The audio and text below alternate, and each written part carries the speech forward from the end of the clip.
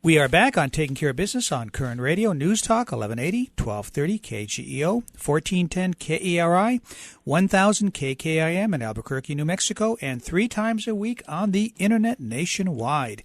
Our guest by phone, David Stockman, former budget director for President Reagan, and the author of a great book, The Great Deformation. Before we were about to go on a break, David, I was going to ask you, I saw in another interview you did that you mentioned that the bubble is going to burst, and you think it's going to be a lot worse this time. Can you explain that? Well, first, I have to explain, I believe the Fed has become a serial bubble machine. This is the third one that's inflated, beyond any reasonable, rational basis this century.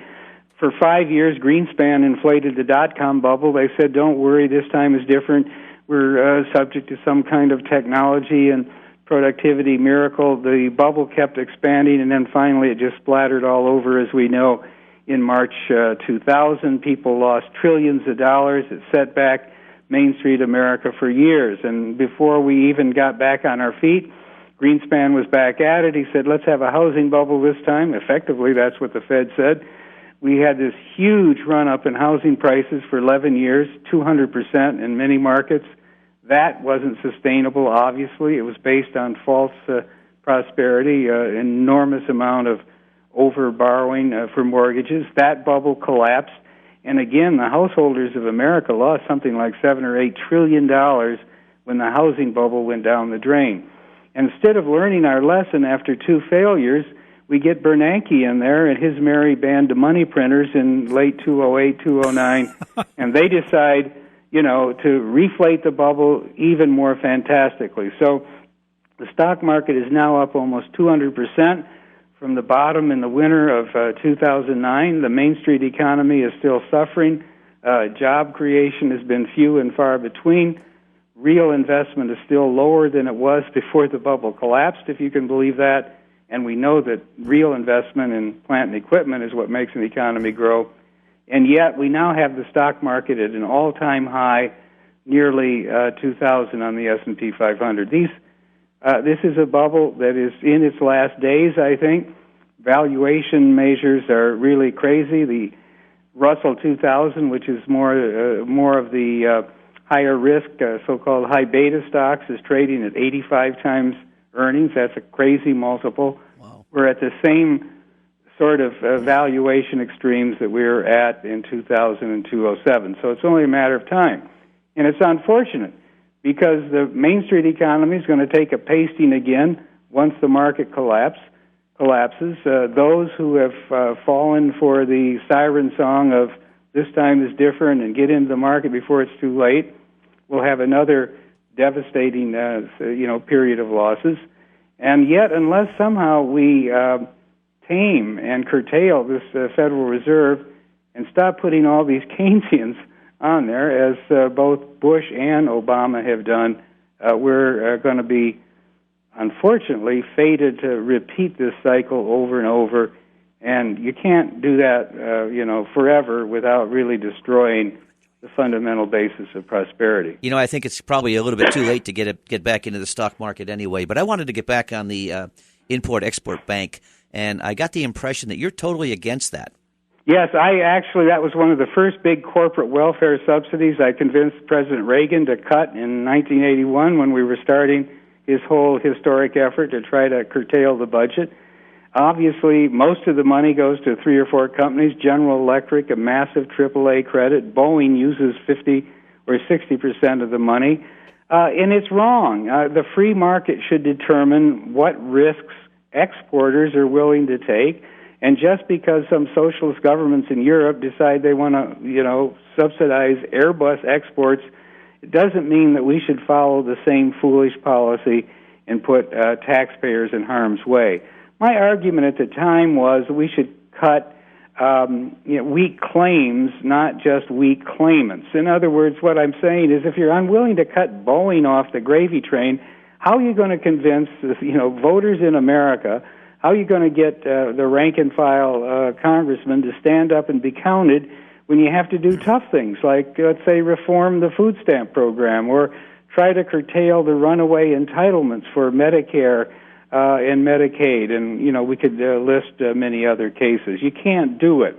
So I think we're now at a inflection point here. If we can't allow the Export-Import Bank to expire and Boeing to suffer a couple of pennies a share, earnings reduction if they don't get the subsidies, then you wonder what's really left of free enterprise capitalism in America. We do not need this export subsidy.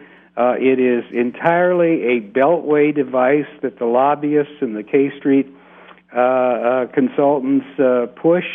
It's not anything that's going to make any significant difference to the long-run health of the U.S. economy. But if we can draw the line, maybe this kind of crony capitalism that we have, this kind of subsidize any squeaky wheel that can get its case before the Congress. If we can get away from that, maybe there's some hope to turn this around. But if we can't say no to Boeing, for crying out loud, I don't see a lot of hope that we're going to slow down this big government monster. Yeah, I agree. I agree. We're having a conversation with former budget director for President Reagan, David Stockman. David, last time you and I were discussing this, we were talking about, crony capitalism, and something that bothered me is you look at companies like GE Capital.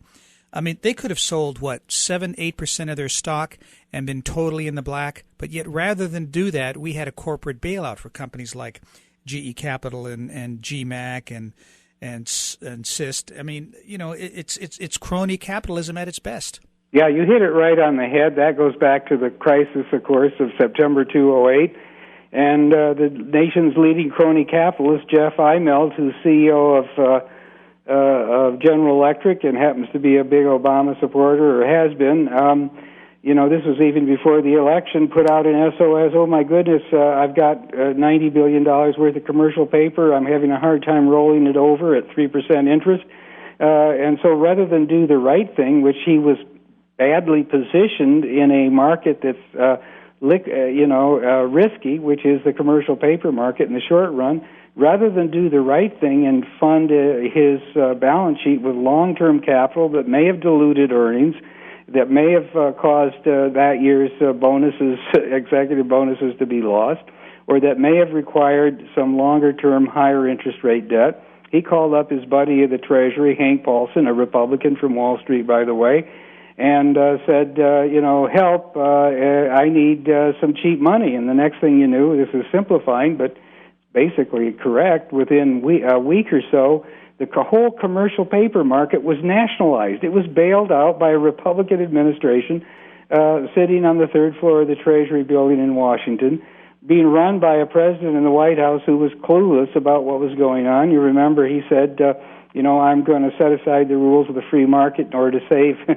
the free market system. That's the kind of environment we're in today. That's the kind of thinking that prevails. It's bipartisan, and it's crony capitalist corruption as far as I'm concerned.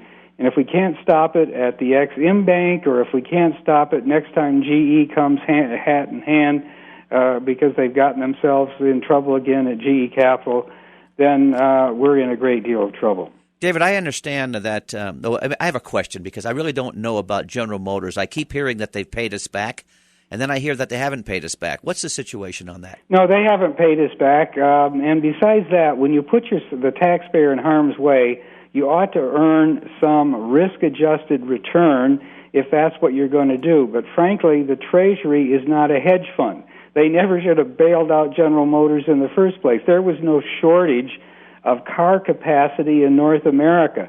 The issue was whether the cars that were going to be demanded as you got move forward from the fall of 2008 were going to be made in brand new plants in Alabama or South Carolina or Texas, where they had been built by so-called transplant companies that make fine cars, or whether they were going to be built in rundown UAW plants that had been ruined by $60 an hour wages and feather bedding and restrictive work rules over the previous 2 or 3 decades. That was the issue. Wasn't the bailout to save the unions?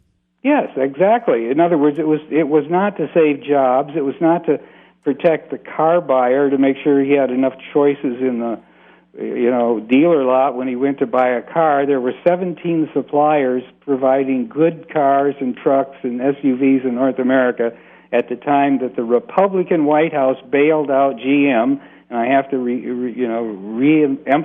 that again. And there was no reason for it except for the panic that occurred on Wall Street that was reflected by Paulson and the pressure from politicians in the UAW to preserve the status quo. The thing I think is important to remember, and I lay this out in greater detail in my book, is not one job was saved by that UAW General Motors Chrysler bailout. They were only reallocated from plants that weren't competitive in the frost belt, so to speak, rust belt, to plants in that area from the capacity, the efficient, brand new productive capacity that was available and ready to use in many other places in the country. And, when you get into the business of allocating jobs and allocating production and allocating investment in plants, you're not in market capitalism anymore. You're knee-deep in Washington. You're knee-deep in crony capitalism, which in the long run saps the ability of our economy to be efficient and to grow. Definitely. David, we're out of time. I really would like to have you back, and I would love to impose upon your good nature and have you back for the hour, because I've got 2 pages of questions, and like last time, I'm not even through the first half page. Me either. We'll try again. And I stayed awake for this one. Yeah, see? Yeah, good. I'm glad to hear that. Okay, well, very good. Happy to be on your show. And I highly, highly recommend the book, The Great Defamation by David Stockman. David, we'd love to have you back. Okay, thank you. We'll be back in a moment with Kevin McCarthy on Taking Care of Business on Koerner Radio News Talk 1180.